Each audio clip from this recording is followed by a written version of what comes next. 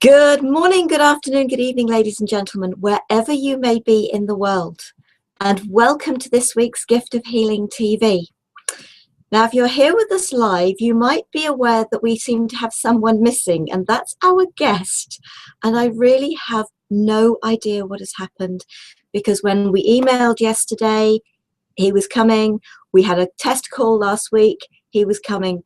So I just keep my fingers crossed that everything is okay, that Sika is safe, and that he will still join us. So I am going to start by introducing him. And what I am going to do is share some experiences I've had with his music, and hope that he still joins us, because there is still that chance. And I'm not going to stop the program just because he's not here. And I know that a lot of you will have signed up with the hope of seeing him, of hearing him talk and hearing his music. And I am still hoping that that is what we can bring to you today. So for those of you that are more in the UK, it is 7:30 in the morning.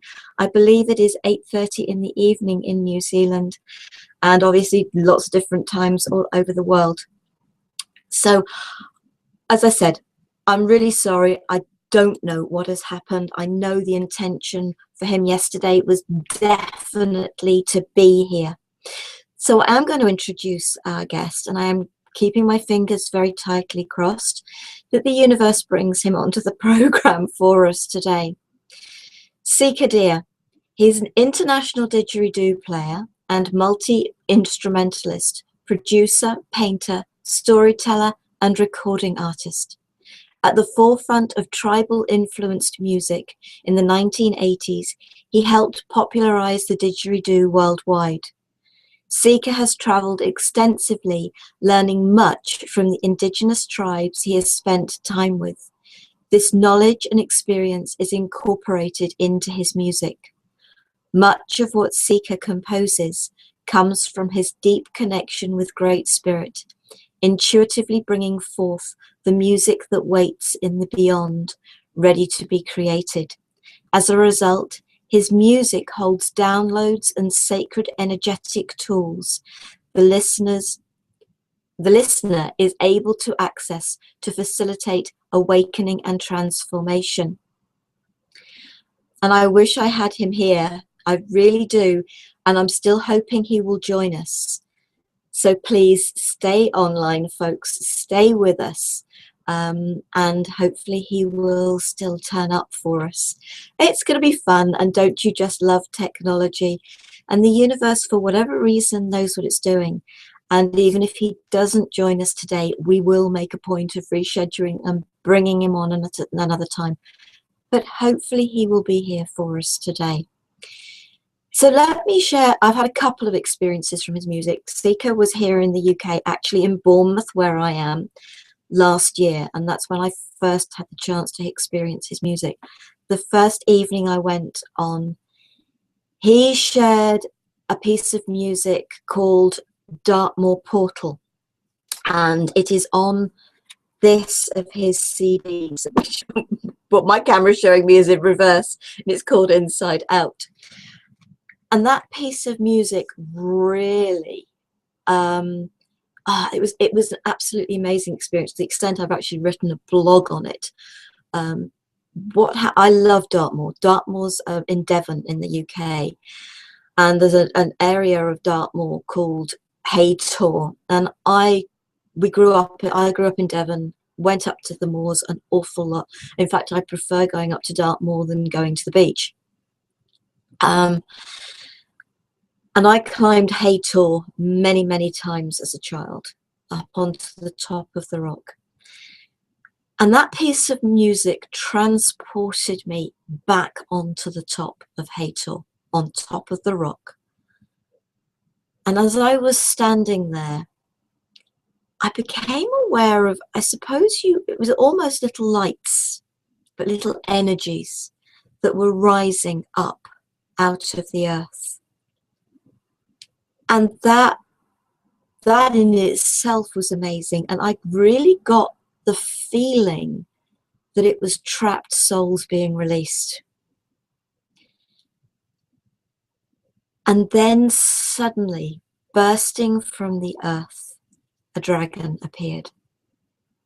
And I knew that this was the earth dragon of Dartmoor, that she had been trapped. And I really should have pulled up and got the names because I can't remember them offhand, but you can check out the website and the blog that I wrote on this. And suddenly this amazing dragon was right there in front of me. I was witness, and maybe I was a part of it, but I was definitely witness to the freeing of the earth dragon of Dartmoor. It was just the most amazing experience. That night, in the middle of the night, I was awake and I suddenly found myself back on Dartmoor. Now, at the back of Haytor, there is an old granite quarry. And in this old granite quarry, there is a small lake. And I was standing on the edge at the top of the quarry. Now, on the blog, there's a photo of Haytor. There's a photo of the quarry, of the lake, of that edge where I found myself standing. You can't actually physically stand there because there's fences all around. But that's where I was standing. And suddenly, out of the waters of the lake, the water dragon of Dartmoor burst, again having been freed after, from what I'm sensing, thousands of years of being trapped. At the same time, I became aware of the sense that the air dragon of Dartmoor was also going to be released. There was a storm, this was August in 2014, there was a dreadful storm that hit the States. It was coming across, and the tail end of it was going to be hitting Dartmoor later that day. Bearing in mind this was the early hours of the morning. And I just knew, although I wasn't witness to it, I just knew that the air dragon of Dartmoor was going to be released during the aftermath of that storm as it hit Dartmoor. So I know the air dragon was released. My human mind kicked in, and it was, right, well, what about the fire dragon of Dartmoor? And the answer was there instantly. I don't hear voices, don't see things, but I say don't see things. I was so aware, the witnessing of this dragon's release. But it wasn't a voice in my head. It was just words that were in my head. All the dragons represent fire. And it was just, okay, fine. I trust that. So I am very grateful, due to Seeker's music, to have been a witness. Ah, I am here, love. What shall I do? Okay, Seeker, I'm so pleased you are here, but you're not in the program. So did you follow the link that was sent to you this exactly the same way that you did when we did the test? Because for whatever reason, you're not in the program. And I need you, not the link that I sent you to send to your guests, the link that I sent you totally separately as I did the previous time. Now, what I am going to do, folks, right while we're here, so I do apologize, but this is what I love about technology. I am going to go in and I'm going to send you the link again, Seeker, right now. Hopefully this will work as we are actually already live. So keeping my fingers crossed. So it isn't the link I sent your guests. It is the link that I sent you totally separately. And I am so looking forward to having you here and sending the links. Okay, confirmation emails sent. So hopefully, if for whatever reason, okay, yeah, I know it's totally frustration. It really is. I know I can't see or hear you. Okay, fine. Seeker, I love this. I love technology. Brilliant. Okay, I don't know what's happening, but please go up. If you've come in exactly the same way, okay, if you've come in the way we did with the test last week, if you go up to the top of, take your cursor, go up to the top where you'll see the little speech marks, the Google Plus, a little person, which is invite people, mute mic, and there's a camera. So double check that your mic and your camera are on. And may I also suggest that if you have your Skype on, Seeker, you turn your Skype off. I mean, literally off. You come totally out of it. And let's see whether either of those work. Because, got ya! A little person, which is invitable, mute mic, and there's a camera. So double check that your mic and your camera are on. And may I also suggest that if you have Skype on, Seeker, you turn your Skype off. I mean, literally off. You come totally out of it. Okay. Can you see me? And now? let's see whether either of those work. Can you see me? Got ya! I can. Yeah? I can. All right. And we've got a delay. We've got a huge delay by the sounds of it. And there's a camera. So double check that your right. Can you? I heard you. Can you hear me? Yeah, totally. I was hearing you all along. I was hearing your wonderful story about Dartmoor. It was beautiful. Oh, brilliant. I am so pleased you are here. Patricia, welcome from Mexico. Brilliant. Okay, Seeker, I have, I've done your introduction, so you've heard that. So let's come straight to you. Share a little bit how you got started with all this for our viewers, please. Yeah, it's a story that I get asked a lot, actually. I was living in a teepee in the UK, which is where I'm from, and I had been living in my teepee for several years, all through the year, all through summer, winter, and I was fully immersed in this way of life. And this delightful couple and their young child came over from Australia, and the man was a keeper of a very beautiful sacred didgeridoo, which came from Arnhem Land, a yidaki. And over the 6 months that we travelled together, I watched him play, and I never once imagined that I would play it, actually. And it wasn't until the last day that he came to me silently in the teepee, and he handed it out in front of him and just bowed before me and gave me his instrument. And it was like one of those magic moments, really. If it had been a Hollywood movie, I'm quite sure that the sky would have parted and the big lightning bolt would have come through and said, you know, this is about to change everything, because it really did. And from there, I basically spent 2 years playing it outside, and I taught myself to play it. Now, the most interesting point about the story, I think, is this bit, and that is that he told me to keep the didgeridoo with me at all times, and I did. And that meant that I had it tucked down next to me in bed when I slept.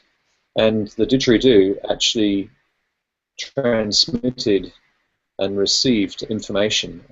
This is the way it came to me. And in my dreams at night, I was taught how to play. And then in the morning, I would pick up the didgeridoo and I would remember the dream, and I would just play what had happened in the dream. And in this way, I felt like I was being downloaded directly from Australia, from the Aboriginal people. There were things that I was doing that I had no idea was possible. And I was just dreaming it. You know? So I now understand that the eucalyptus tree, which is what they're made of, is actually a transmitter and receiver of information. So that's basically how I got started. It was a completely out of the blue experience, and I suppose what happened after that was extraordinary, really, because I then was given a ticket to go to America, and that ticket went to Arizona, and I arrived in Sedona, a very notable place. I didn't really know much about Sedona at that time, but I arrived there, and the next day, by chance, by cosmic intervention, was Earth Day, and there were a lot of celebrations happening in Sedona, and I was invited to um, take part in a ceremony there, and just because I was me. And during that ceremony, I pulled out the didgeridoo and played it, and I think it was probably one of the first times that it had been heard in Arizona, and it was really like bees to honey. You know, everybody just wanted more of the sound, and they lapped it up. You know, it was Earth Day, and there was this instrument that was just embodying the very essence of that celebration. Yeah. I just want to stop my flow for a minute because I actually can't hear you. I'm assuming that you can hear me. I can hear you, but obviously can you hear me? I can hear you now. Okay. All right. Good. Yeah. Yeah. Okay. All right. No, well, obviously while my guest is speaking, I don't speak. I'll be there and I'll be nodding, but you know, Right. Got it. Just learning the technology, everybody. So yeah, that's how it all began, really. From there, I had 3 months in America, and I was invited pretty much every day to play the didgeridoo here, there, and everywhere. And I was doing ceremonies and had an extraordinary time up at Hopi with the indigenous people, the Hopi people, and was invited to play in their ceremonies in Akiva. And basically, what began was a journey that has taken over 20 years, and has taken me from one side of the planet to the other that many times and more. And now it's become a way, if you like. It's become the way that I live. Yeah, it's not something that I could have set out to do, really, and I've just followed it from step to step, and there's been a lot of trust in that. But I don't know any other way, really. I'm an artist, and this is the medium that I use to create. You're here to share the gift of the didgeridoo of music, of sound, and you work with sound energy, I work with sound energy, and we know how powerful that is. And Absolutely. I think the experience that I had that first time when you played Dartmoor Portal um, was just a part of just,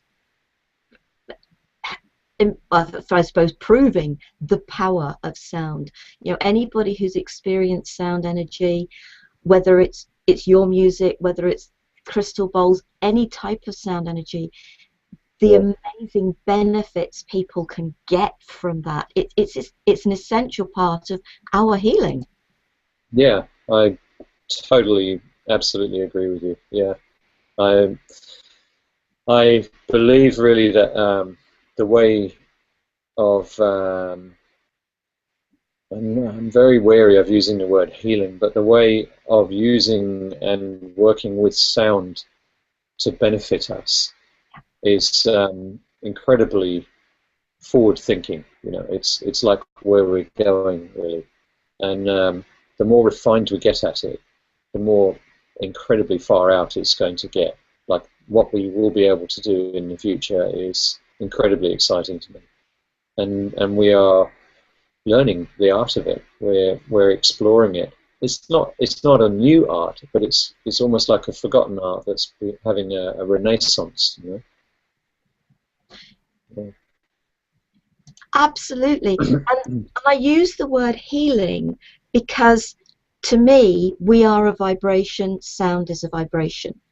Our aches, pains, Yeah, illness, ailments, stresses, strains, those hurts from childhood, you know, everything, the traumas, everything that is affecting us is our vibration out of sync.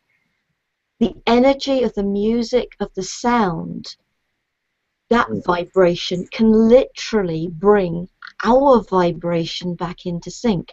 It is not about anybody healing us. It's nobody else doing it for us.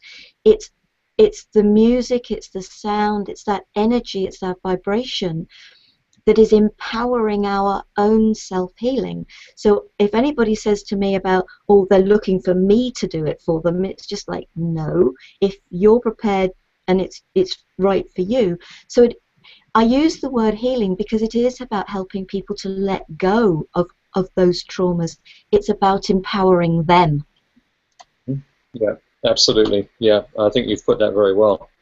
Totally. I love the way that it's put by Aboriginal people in Australia. They understand that to go to a place and to use their instruments and their voices to open themselves to be able to hear the sound of a place, and then to be able to harmonize their instruments and their voices with that vibration, so that they're actually create harmonic frequencies that magnify the energy of the place. They create an upward spiral of positive energy. And I see that that is precisely what our path is, really, is to refine ourselves enough that we can actually walk through life and perceive the sound and the vibration of a place, and then align with it and harmonize with it, magnifying our connection with it and also the energy of that place. And those ceremonies can be done sort of in a cycle that is appropriate. So we can come back to that place knowing that there is instruments that are already attuned to it, and we can play them, like the didgeridoo, for example, or any instrument, any sound. Yeah. And the need to do that is enormous, because the opposite is also true, that discordant frequencies, like machinery, for example, they can shatter and diminish the energy of a place. So in order to sort of antidote that, there's even more call for us to all step up and do it. And to step into nature, to step away from those areas. So, we've all got to have places to live, but it is also about, because, as you said, it is all about nature. Nature has some wonderful, wonderful sounds. But all the talks I give, sound can hurt, sound can heal. And it is so true. And depending on what's going on in your life, it can make a huge difference. And some sounds are great at some times, and other times they totally grate on your nerves. It just depends on where you are and what you require at that time. And so it's not the same sound will always bring you down and bring you relaxed, bring you calm, and help you get out of the stress and everyday of life. Yeah, very true. And I find with for example, the didgeridoo, it being such a primal sound, our response to it, or our reaction to it, is very obvious. The one didgeridoo played one day might create and inspire an amazing inner journey, and the next day the same one is just like, I really don't want to hear that. Yeah. And I think that we all experience that with music too, and certain instruments are just so evocative and so stirring that we feel it very, very clearly. Yeah, absolutely, absolutely. Do you have your didgeridoo with you? I do. I have two didgeridoos with me, actually, so we can actually prove what we've just been talking about. Brilliant, brilliant. So if you're happy to share, because I'm sure that sort of folks are sort of here as much as anything to hear from you, but to also hear from you. Well, I've set it up so hopefully the sound quality will work for us. So this is a quite long didgeridoo, and you'll notice that it's got a deeper sound than the one that I'll play later. Okay? Yeah. There we go. Okay.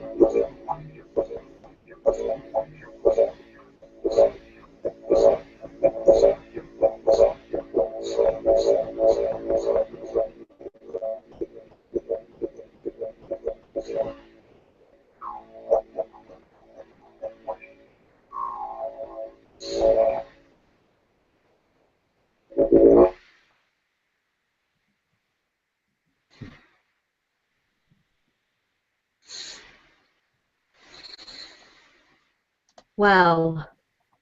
My immediate reaction, and I don't know whether it was the sound that came through to me was my first reaction was it was almost like a heartbeat.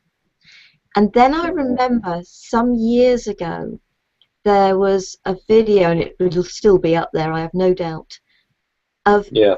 the sound of Earth, and I think it was recorded in a cave somewhere in the world or something. And I can't remember what that sounded like, but it just gave me that sense that that was the sound of Mother Earth. Yeah. Yeah. Yeah, I think it is. I think it's like the voice of the earth, definitely, for sure.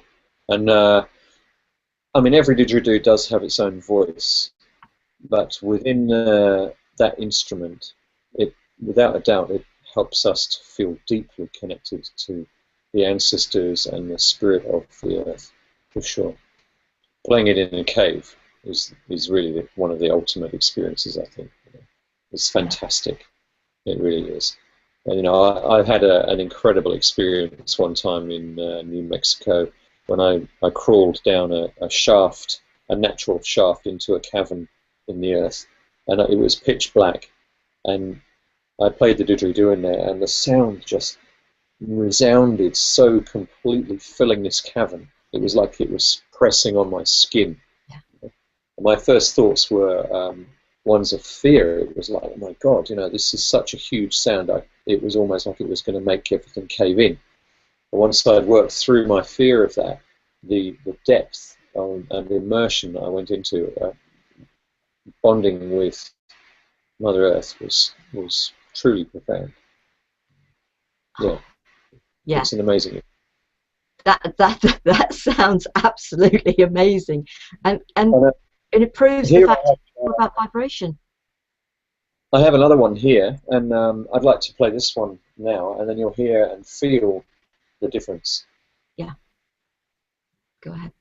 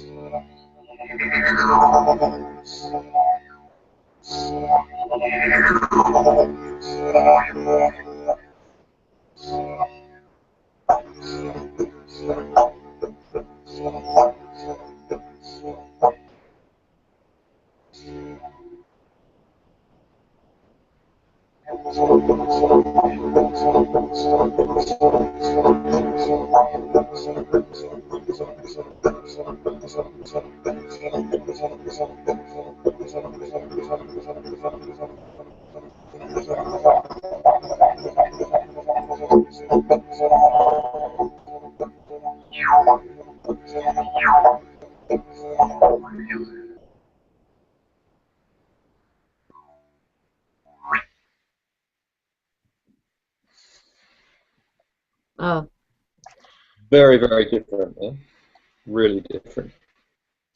very, and And every single own story, its own song, and will conjure up and invoke different images and different experiences, different vibrations moving different parts of the body, different organs. It's interesting. It's really fascinating.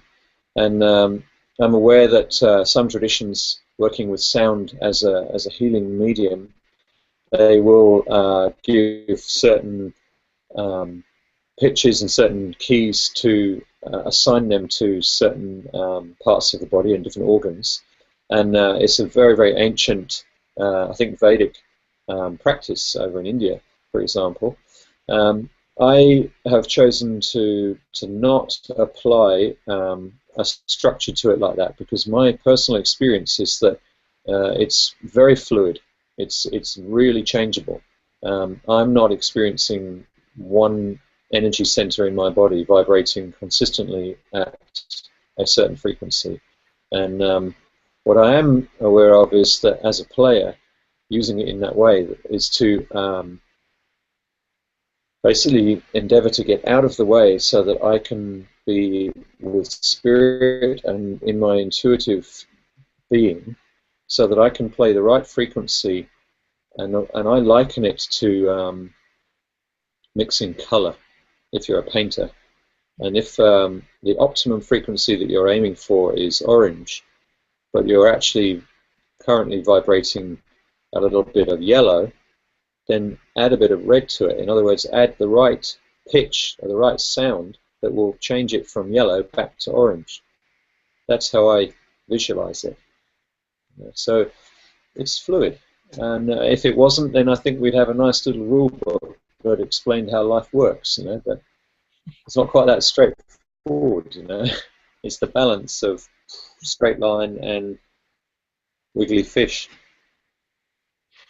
But I Yeah, think that's what life is, isn't it? Life is that wiggly fish. We are all unique. We all vibrate slightly differently. And yeah, yeah, I'm very aware that you're saying about people say frequencies for this, frequencies for the chakras, frequency for that. Yeah. But because I channel as you do, because I channel the sound and I do it through voice rather than through an instrument, yeah, um, and I trust that whatever the frequency, whatever that sound is that comes through me at that point in time, for that individual is totally right for them.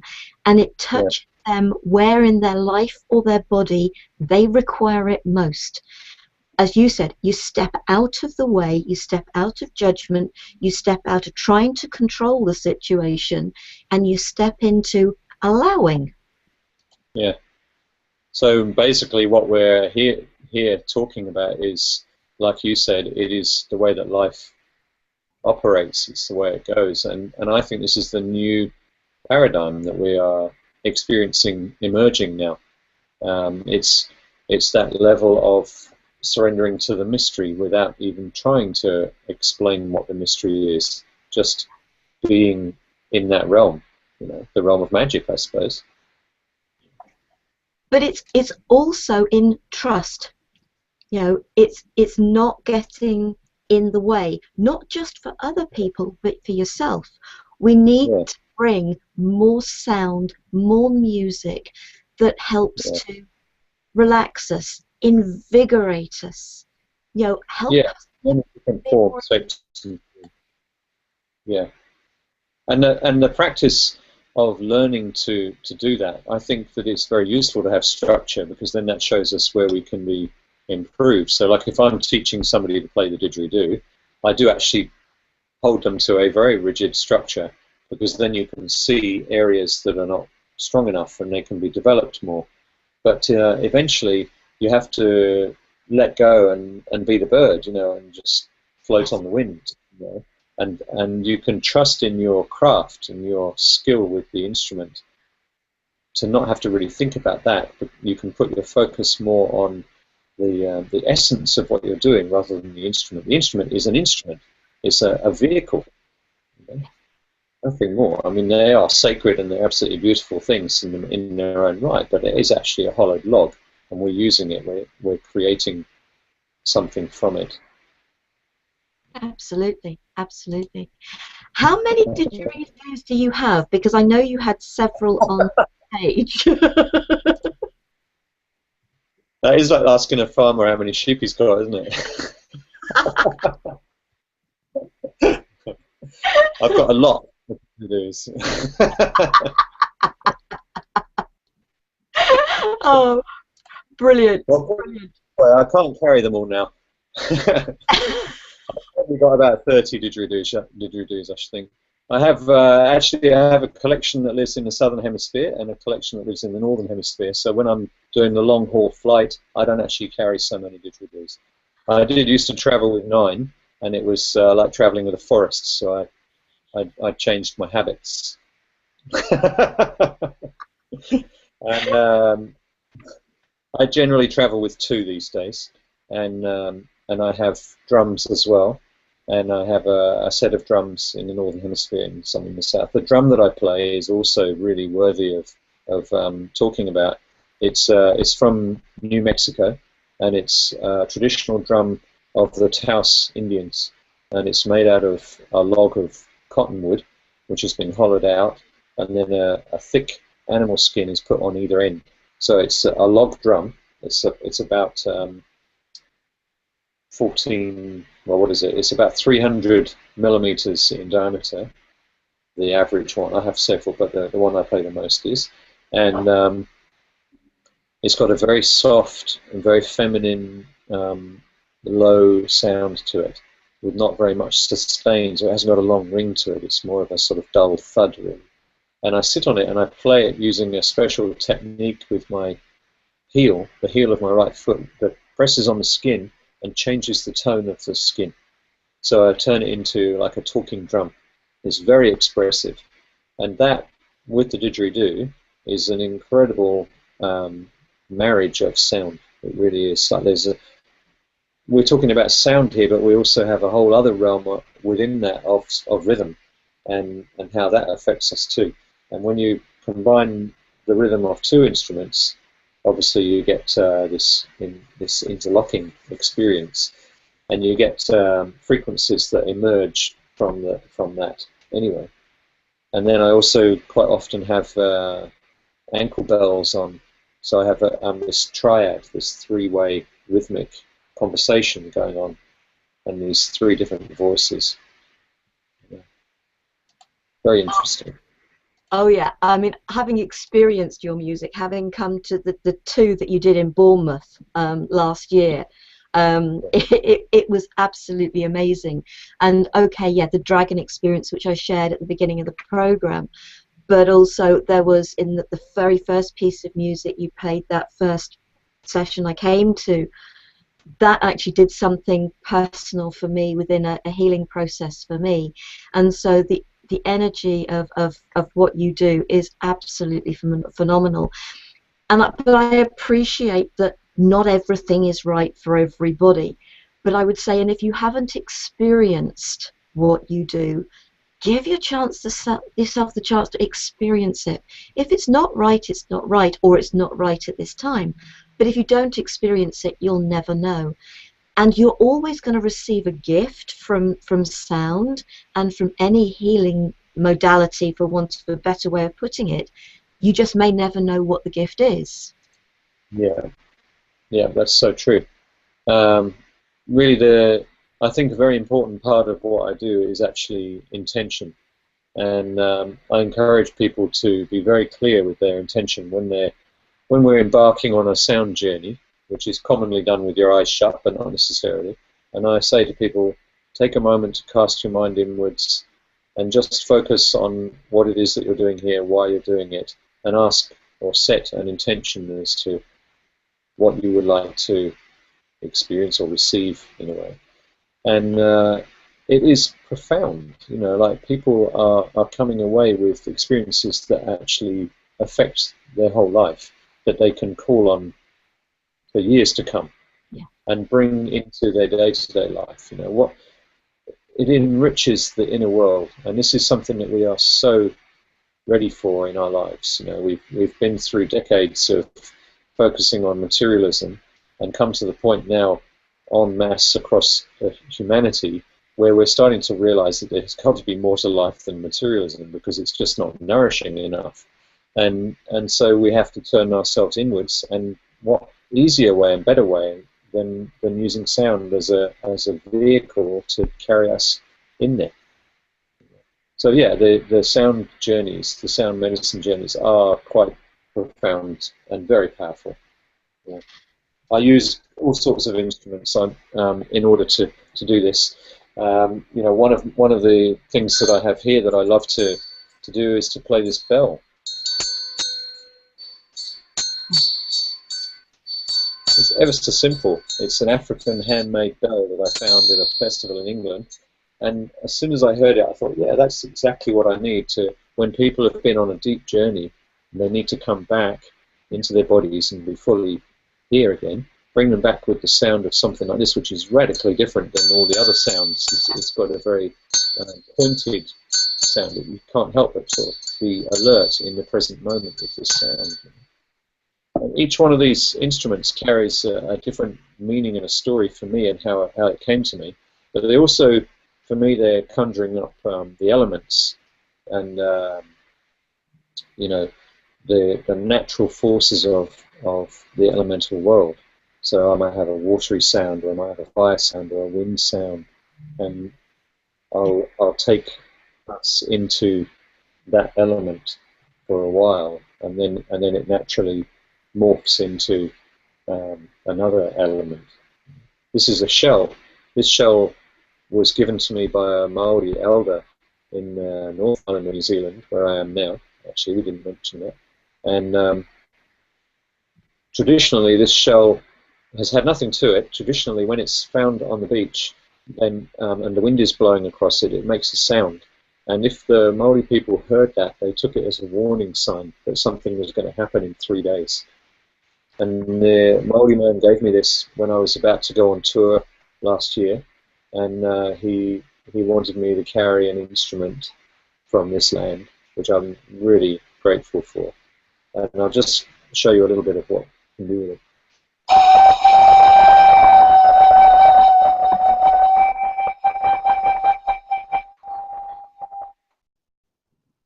So by blowing across it, using my thumb there, I can create this sound, like blowing across a bottle, really. And it's got a quite eerie, sort of haunting sound to it. You know, I use reverbs and echoes and things like that in my show sometimes, and this kind of enhances the sense of spaciousness.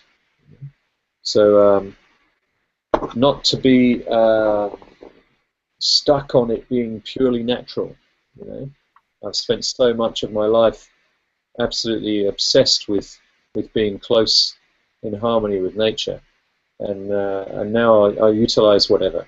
You know, I quite often will pick up a bunch of dried leaves and on my way to the sound journey, and I will shake those leaves, and just the sound of that can send me off into a trance. Yeah.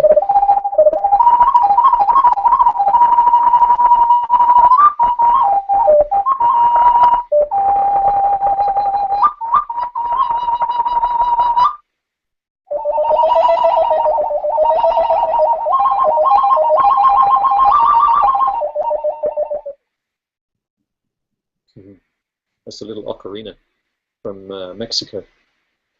You see it? Yeah, that's beautiful. Perfect. Beautiful, right?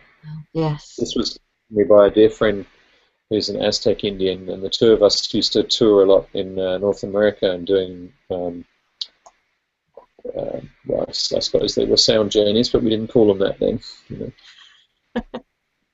Isn't it exciting? You know, isn't it? It's so exciting the way that the whole genre of sound healing and sound journeying is emerging.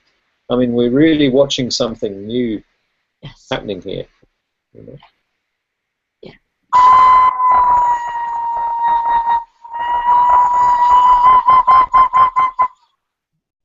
Again, this is a tiny instrument, has a great effect. It's actually carved out of a single piece of wood, has a hole in it. I'm bringing it right up close now. Can you see that? Oh, wow. Yeah. And that is carved by a Maori person again, and it's used for calling birds in the forest. So actually, I spin it. I'm not going to do it in here because you won't see it, but I spin it around, and it makes a whistling sound. Beautiful. Yeah. So, for example, when we've been going deep, listening to the sound of the drum and the didgeridoo, very full-bodied earth power, and then there'll be silence, which is also so important, and then the sound of this little instrument. Just, to me, it's like it tweaks the neurons of the brain. You know, it's like having brain acupuncture.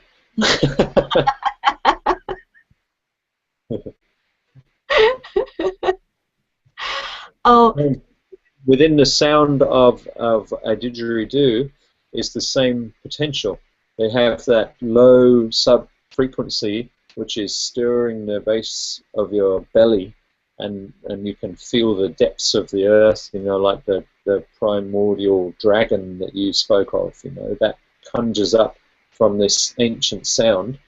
And then within that same didgeridoo, at the same time, is this little tiny high harmonic frequency, which is just sort of tweaking the acupuncture needles, tweaking the neurons of the brain, and just sending these little impulses to send you off down another avenue of your consciousness. This is how it is. It's like having a lump of clay and stretching it into a bowl or something, you know? And then being able to look at the sound and go right the way around it and see it from another angle and model it from the other side. It becomes like a three-dimensional being, the sound does. Oh, yeah. Sound is absolutely amazing. It really is. We're actually running out of time, but what I'd love you to do, because I know that you're on your journeys again this year. I know you've said that you're back in the UK, but do you Yeah. want to share with folk, and I'm sure you've got all this on your website, which we will be sharing as well, but where are you going? Because of course, literally people watch this from all over the world. So the replay on the YouTube video. So Okay. if people have loved what they've heard from you, and so Yeah. where are you going to be? What are you doing this year? At the end of May, I start my journey in Australia, in Sydney and Melbourne, and then and on the 9th of June, I fly to London, where I have my first sound journey in Kew. And yeah, all the dates are on my website, Yeah, which is very easy to follow. Uh, and then a few days after that, I'm doing my first English day-long workshop on sound medicine, sound journeying. So that'll be a full day immersing into what we're talking about now, and culminating in the evening with a sound journey as well. And then after that, I've got bookings at festivals and sound journeys throughout the south of England, um, mostly in the south of England at this stage. I'm also going to be going over to some places in Holland. I'm playing at a yoga festival on the island of Terschelling, I think that's how you say it, which is an island off Holland. And I shall be going to Ibiza and where else? I can't think right now, but it's all going up on the website as we speak, really. yeah. The bookings are coming in. If there's anybody listening who would like me to come to their area and would like to host me, then that is also a possibility.